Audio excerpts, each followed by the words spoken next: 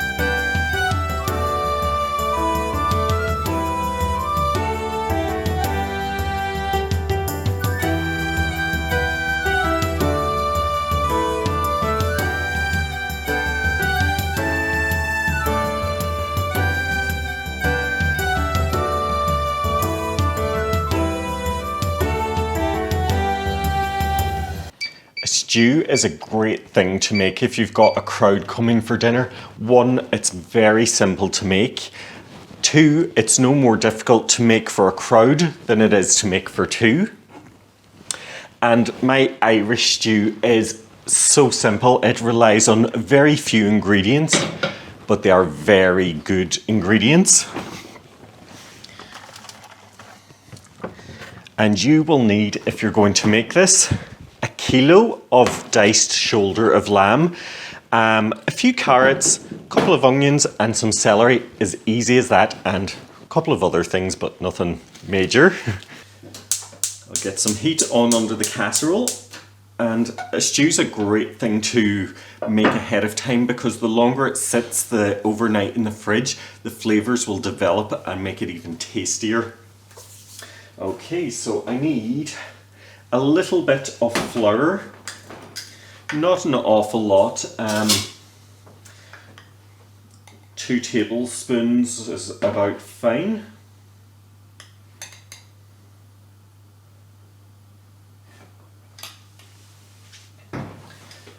And then we'll just add some seasoning in there as well, black pepper.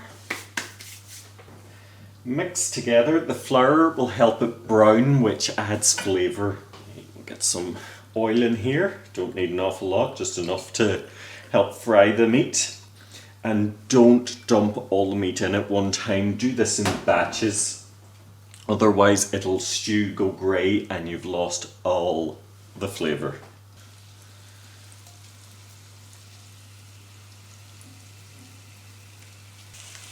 And while I'm waiting on the meat to brown, I'm just going to get on with my vegetables, peel my carrots, peel my onions, and get everything else ready to go.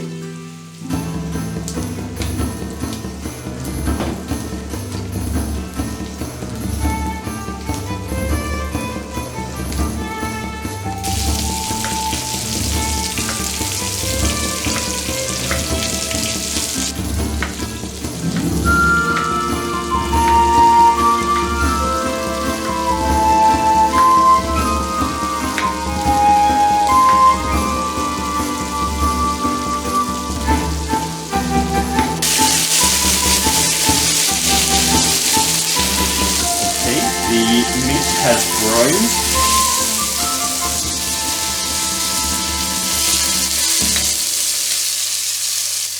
I'm just going to remove this to a plate and lower the heat. Now, if you can see in the bottom of my pan, there's a lot of brown crusty bits, and that adds so much flavour. That's what you want. It's not black, it's just a deep brown caramelised colour. I'm going to add a touch more oil to the pan, and in with my celery, onions and carrots. And these are all just roughly chopped. No need to be fastidious about the chopping. So we just add a little salt. It'll help draw the liquid, the moisture out of the vegetables and help them to soften rather than take on colour and fry. And give a good scratching at the bottom of the pan with your wooden spoon to remove those bits of caramelised flour and meat. And that can get a stir every minute or so. I only want to cook it for 2 or 3 minutes. They're not going to be soft, just to help them along their way. And while I'm doing that, while I'm waiting on that, I should say, I'm going to get on with my potatoes. I've peeled about 800 grams of potatoes, and this really is going to depend on the dimensions of your pan, how many potatoes you're going to need. And all I want to do is just cut these into 1 centimetre thick slices, and sometimes I don't even bother peeling them. I just scrub my potatoes and leave the skin on.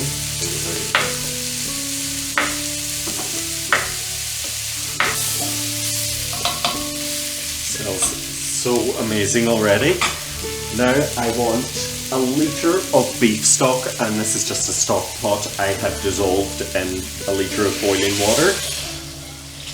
And that goes.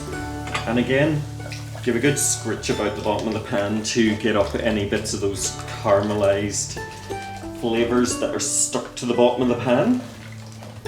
Makes the washing up easier too.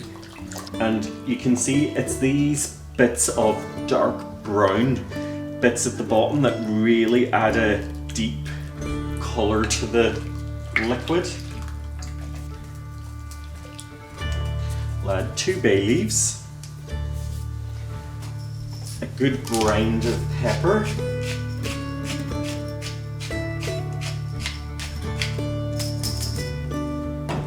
a little touch more salt, and then our browned meat can go back into the pan.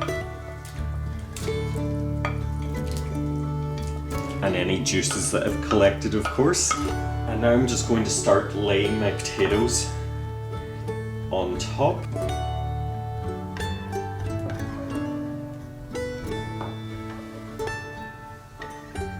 And of course, if you can't be bothered with the overlapping circle of potatoes on top, you could of course just add these, cut them up and add them directly into the stew.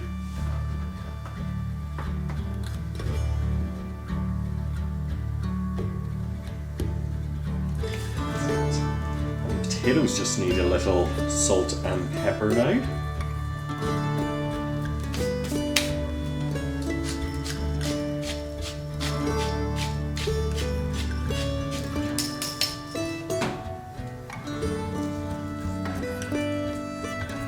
And as soon as this reaches boiling point, I'll put the lid on and into the oven. It'll get 90 minutes with the lid on, and then I'll take the lid off and cook it for the remainder without the lid so that the potatoes can take on a nice deep colour.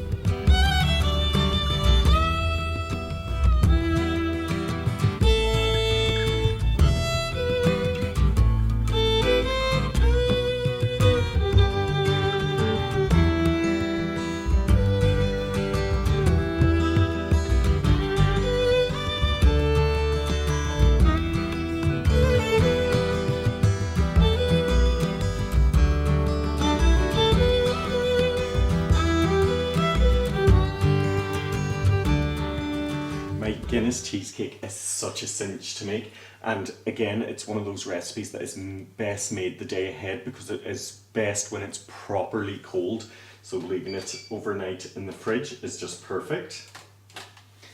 And it's very quick to make, So I want 275 grams of Oreos or any other chocolate and cream cookie. And I'm going to just, it's going to be a bit of horrible noise, but it's necessary.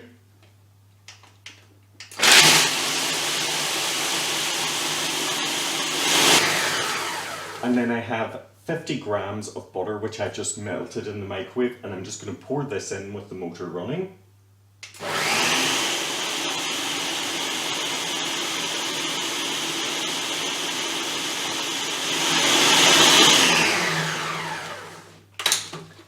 Base is done.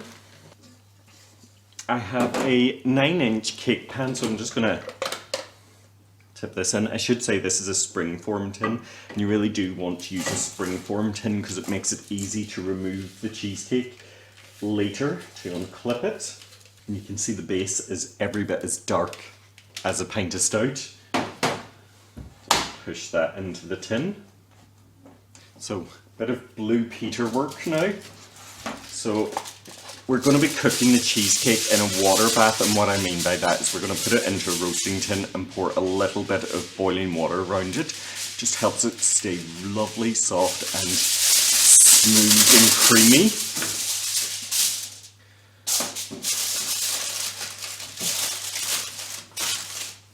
So as you can see, it's nothing difficult. In fact, this is probably the most difficult part, trying to get the cling film off the roll. So I'm doing double layers because I don't want any liquid to penetrate the tin and spoil my base. So that is that. We can get on with our top. And the cheesecake part is much as easy as the base was. I need 500 grams of room temperature cream cheese. And you always want, when you're making a cheesecake, the cream cheese to be at room temperature, otherwise it just won't be as creamy. 250 mils of double cream.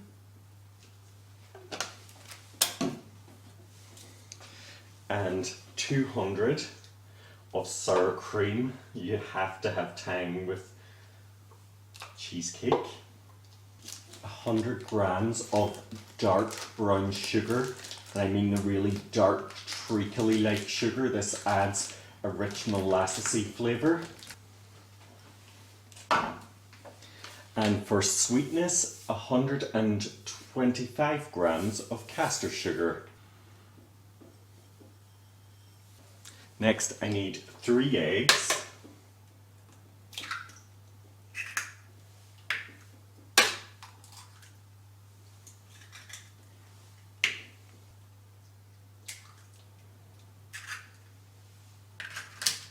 And 3 tablespoons of corn flour.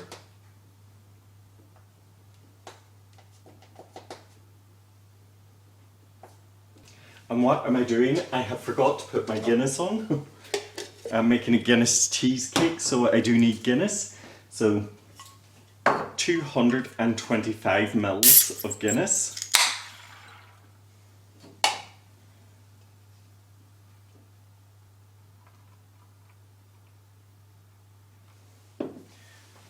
Okay, and the reason I needed to get the Guinness underway is that I am going to boil this down to intensify it, because if I just use this, it would be too liquidy and I wouldn't get enough flavour. So into the pan with that, and that can just work away while I get on with the rest of the cheesecake. So this part, it's as simple now as whipping up.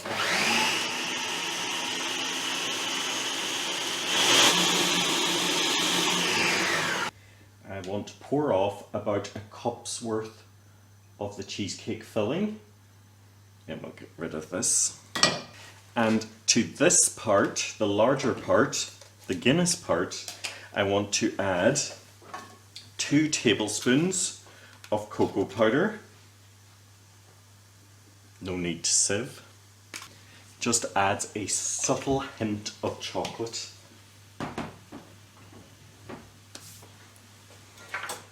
And we'll give that a quick whisk with this rather unusual and weird whisk.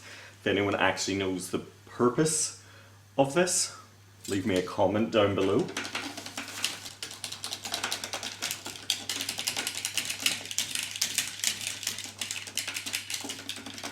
So to this one that I've added the cocoa to, I'm going to add in my intensified Guinness.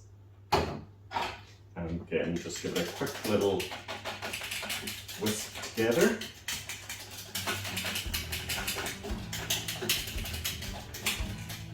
And this is ready now to pour into the tin.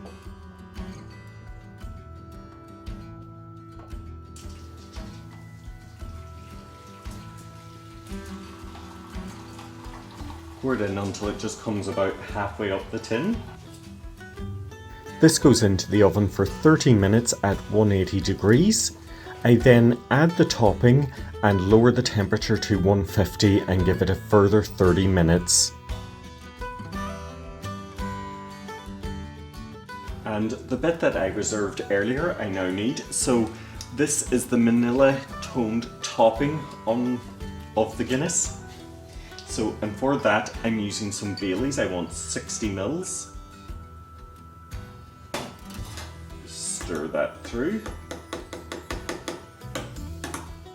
And this now is just going to top the cheesecake. So it's had its 30 minutes at 180. And now I'm going to pour on the topping and turn the oven temperature down and give it another 30 minutes.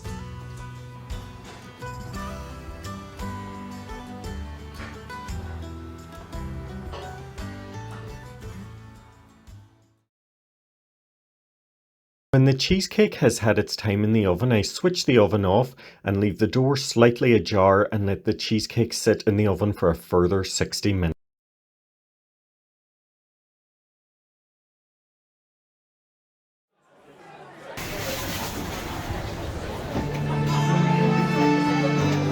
I once floated, but sing no more.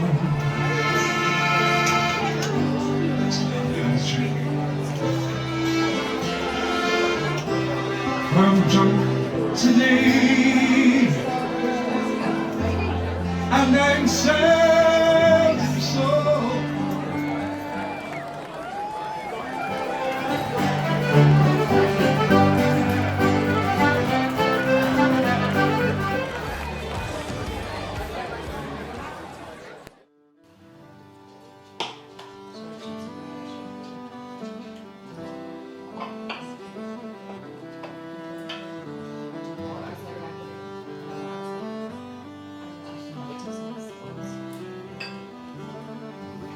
She'll pass up the plate. I wrote it down, yeah. Smell. Does anyone want some Guinness bread? Thank you.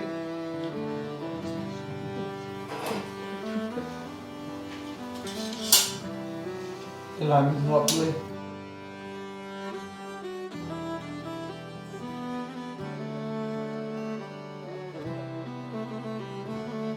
Pizza. Loads of wonderful and pizza.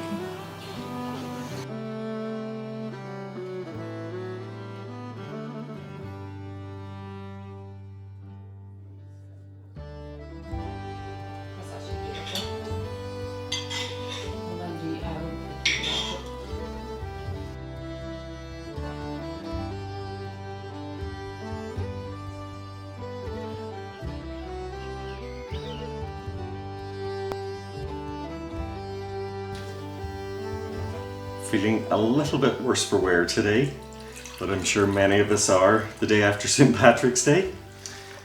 And I have just the thing to bring you round my Hangover Eggs. It's incredibly good and incredibly simple, which I'm sure we all need today. I need some coffee. Okay. So I have my waffles on, they're toasting. Carbs must be had when there's a hangover involved. And I have got a hangover. So I don't need, but I want a little bit of chilli just to sort of wake me up and bring me round. And you can use dried chilli flakes here as well instead of fresh chilli if you want. Don't include the seeds if you don't like it too hot. I like it fairly hot, so I'm going to add those seeds in. Just chop it up finely.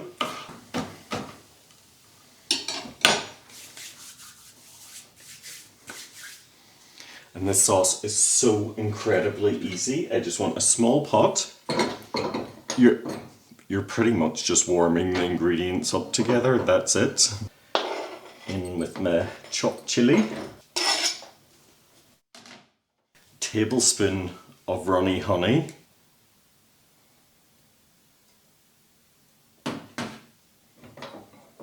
One lime. And I only need half of this, the juice of half of it. Squeeze that in. And I need salt with my eggs quite a bit. And that goes. And this sweet chili sauce will be done as soon as it foams up and bubbles together. So that pretty much can look after itself whilst I get on with my eggs.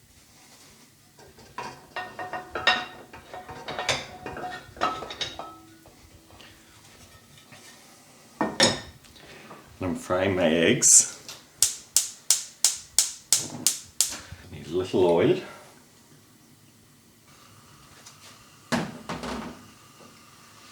And as I'm quite rough and need the protein, I think I'll go 2 eggs.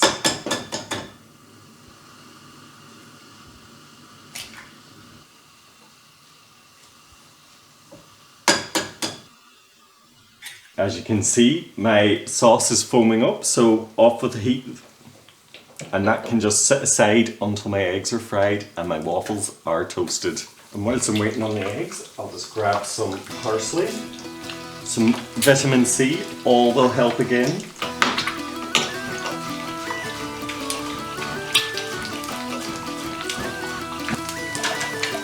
Grab myself a plate and get my waffles.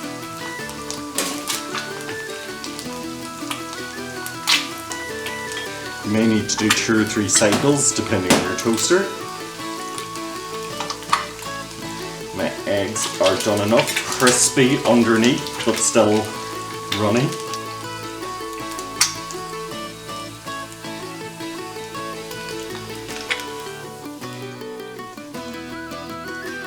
My sweet chili.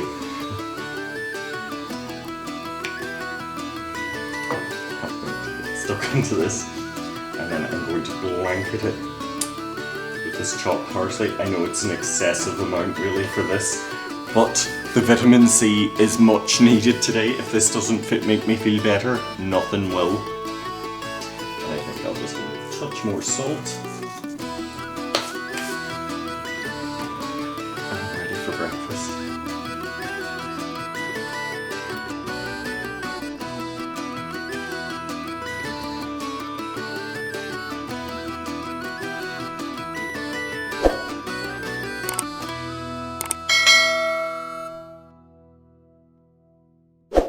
For dessert, it's my Guinness Cheesecake. I can make no claims whatsoever that this is Irish. Cure even the worst hangover. It's... On the menu, there'll be my... Okay. Oh, we'll get it yet. Since St. Patrick's Day is fast approaching, I thought I'd share with you some of my favourite Irish recipes. Recipes that are something that I have no idea what I'm talking about anymore. I really don't know what I'm saying. I've said it so many times.